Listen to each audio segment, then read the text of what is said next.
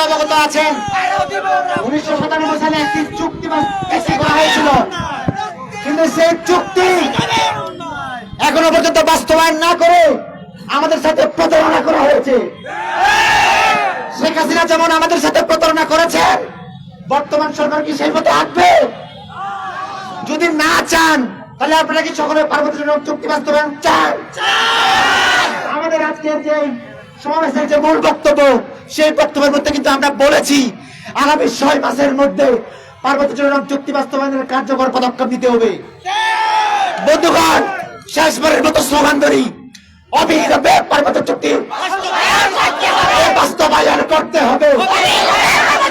অবিলম্বে পার্বত্য চুক্তি বাস্তবায়ন করতে হবে। অবিলম্বে ভূমি অধিকার ফিরিয়ে দাও দিতে হবে। 1 2 3 4 সেনাবাহিনীর পাহাড় 4 1 2 3 4 সেনাবাহিনীর পাহাড় 4 1 2 3 4 সেনাবাহিনীর পাহাড় 4 1 2 3 4 আপস কি সংগ্রাম, আপস কি সংগ্রাম। ধন্যবাদ আপনাদের সবাইকে। বন্ধুগণ, আমরা খুব শেষ পর্যায়ে এসে উপস্থিত হয়েছি।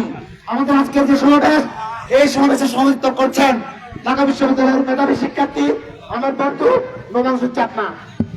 আমরা বন্ধুগণ, আমরা খুব শেষ সময় এসে উপস্থিত হয়েছি।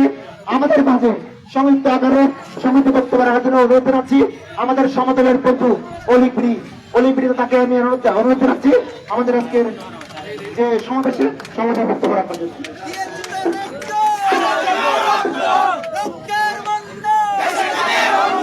বন্ধুগণ, আমি আমার বক্তব্য দীর্ঘায়িত করতে চাই না, আমি কয়েকটি কথা বলতে চাই।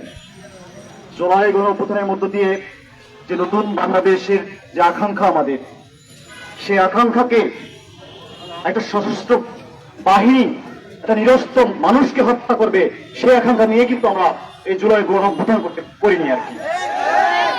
বন্ধুরা আমার, আজকে পাহাড়ের রাষ্ট্রীয় মদদে একটা মাফিয়া দল রয়েছে, মাফিয়া বাহিনী রয়েছে সেখানে, যারা প্রতিনিয়ত সেখানে শাসন শোষণ এবং হত্যাকাণ্ডের মতো ঘটনা তারা ঘটিয়ে থাকে।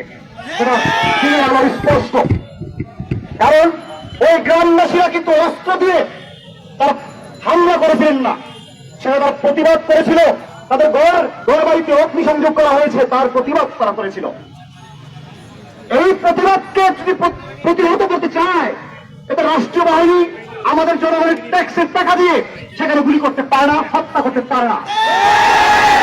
আমরা স্পষ্ট বলতে চাই, আমরা পাহাড়ের বন্ধু, পাহাড়ের সাথে আমরা আছি।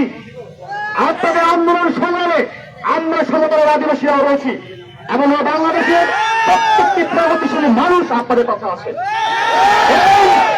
আপনাদেরকে হুঁশিয়ার করতে চাই, আপনারা যদি আরেকটা প্রাণ ধরান, আমরা শুনতে পাচ্ছি আজকে এই মুহূর্তে রাঙামাটিতেও মারামারি চলছে, হামলা পাল্টা হামলা চলছে। আজকে সেখানে মসজিদে মসজিদে মাইকিং করে সেখানে আদিবাসীদের